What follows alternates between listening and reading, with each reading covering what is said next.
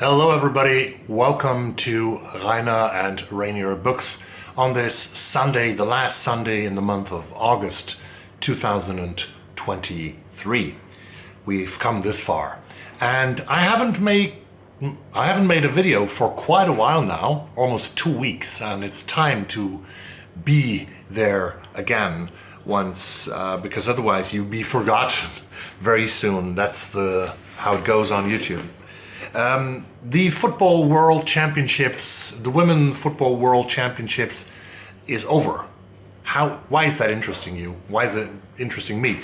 There was a readathon, there was a beautiful readathon arranged by Elvis, arranged by Book Time with Ellis and the Giant Bookshelf, and Rose from Skelly with the books.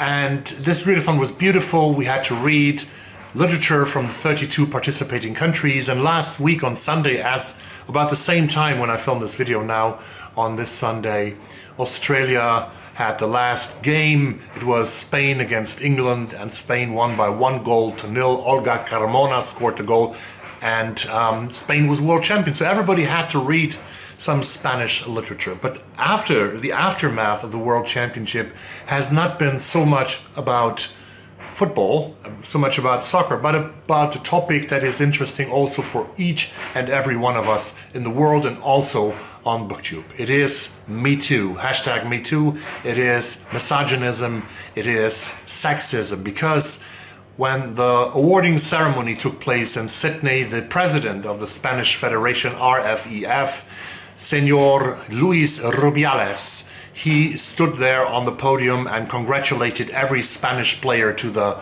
gold medal. And when striker Jenny Hermoso came to him, he grabbed Hermoso and he grabbed her face with both hands like this and kissed her on the mouth. And this led to an enormous wave of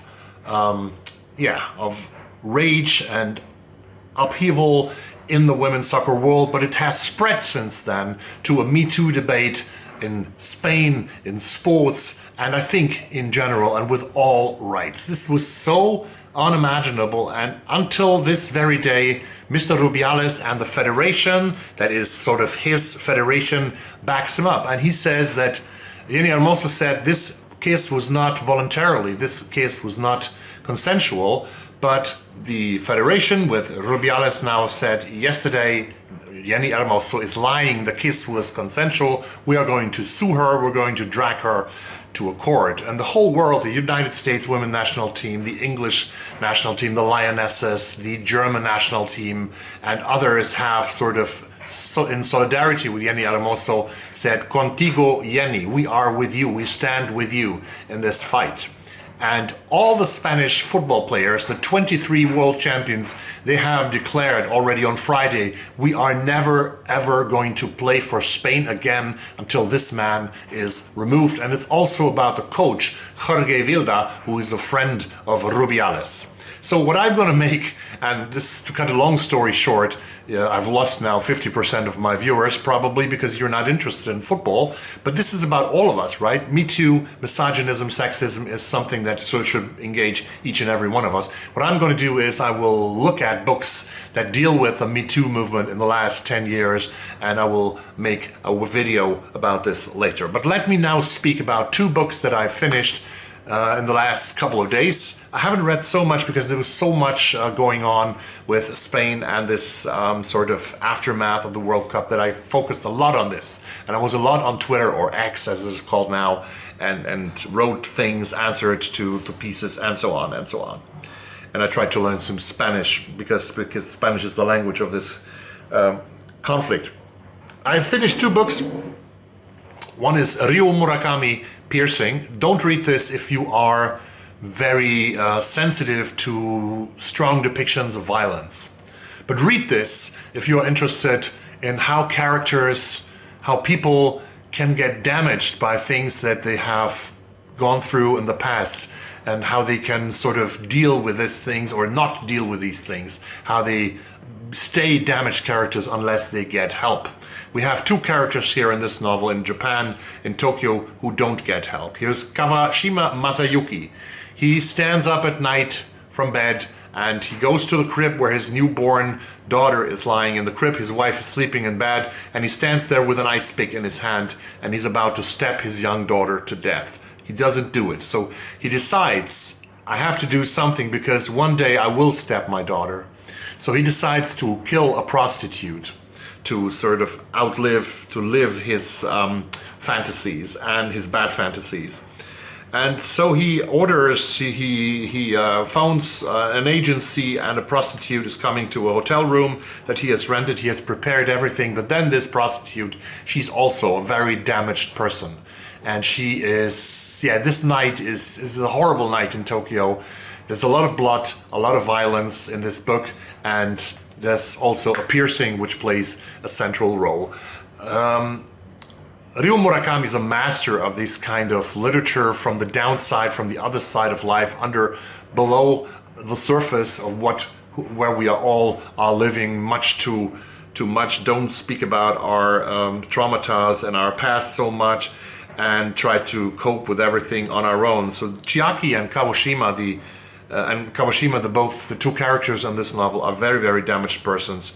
And Murakami is telling the story from the different perspectives, and he changes perspective during that night between the two characters, and we uncover what they are suffering from and what has made them the way they are. It was called The Dark Side, which it reminds, of course, here on the blurb it says, reminiscent of Bret Easton Ellis, of course, but it's even much more violent than Bret Easton Ellis. It also reminds of David Lynch, the world of David Lynch. It is really a good book, but if you are sort of sensitive to violence, please don't read it. The second one I finished also about a week ago already is, I talked about this earlier, it's The Choice, Embrace the Possible by Dr. Edith Eva Eger, a Holocaust survivor. So this is about Edith Eva Eger's survival from the Holocaust, of the Holocaust. She was 16 years old when she was sent to Auschwitz, to Birkenau, to the labor camp, when her mother was sent to the extermination site of the camp. Her mother was murdered immediately, her father as well, and she survived with her sister Auschwitz and also the aftermath. They had to walk to Germany when Auschwitz was evacuated by the Nazis because they tried to cover their crimes. They sent the prisoners in a long march to Germany, where a lot of them died. She survived this, she survived everything, and finally she sort of came to the United States. It's about the story, how she comes to the United States, first to Texas, I think, to New York, and then to El Paso, Texas, and then finally to San Diego, California. It's where she still lives, 96 years old. And Dr. Eva Eger, the doctor, is very important for the story. Usually you don't print the doctor on the title, but here I think it's in all right. Dr. Edith Eva Eger, she became a doctor at age 50. At the age of 50, she got her PhD in San Diego as a psychotherapist. And she has worked a lot with people who suffer from post-traumatic stress syndromes, and with soldiers who've been to the Vietnam War, with other people who have traumas from war, from violence, from other things that they have gone through in their lives. And one of the strategic and one of the most important things that Eva is saying, she talks a lot about different patients and about the stories of patients. And this one was a bestseller on the New York Times bestseller list, not only because it's a memoir of Auschwitz, but also because you have a choice. And that's what Edith Eva Eger says. And a lot of people need therapists to help them to make that choice, to confront the elephant in your room, in your brain, in your soul, confront the elephant, and then heal from it. So Edith Eva Eger says from her own example, she didn't talk about Auschwitz, she didn't talk about the destruction camp, the extermination camp, and a lot of years after she was sort of safe from it, but then she understood that she was suffering from it and that she had to face it again. And I think like 35 years after surviving Auschwitz, she went to Auschwitz again to see the whole camp and to sort of face the elephant that was in her life, the elephant that she was not blaming the Nazis. She was not blaming Hitler or Dr. Mengele, the man she had to dance for in order to survive. She blamed herself for being guilty of sending her mother to the gas chamber, but she understood that she wasn't guilty of that many, many years later after having suffered so long from it. So you have a choice. That's what Eva Eger says in that book. You need to confront the elephant, and if you can't do it on your own, get some help to do it. There is help, and we all can do it to do the most important thing that we have: live now, live in the present. And yeah, it's a beautiful book, and I advise you to read it, both as a memoir of the Holocaust and both also as an advice for your life. So these were the two books that I finished this week. I hope that everything is getting more calm next week concerning the Spanish situation, as you might call it, but so that I can read more.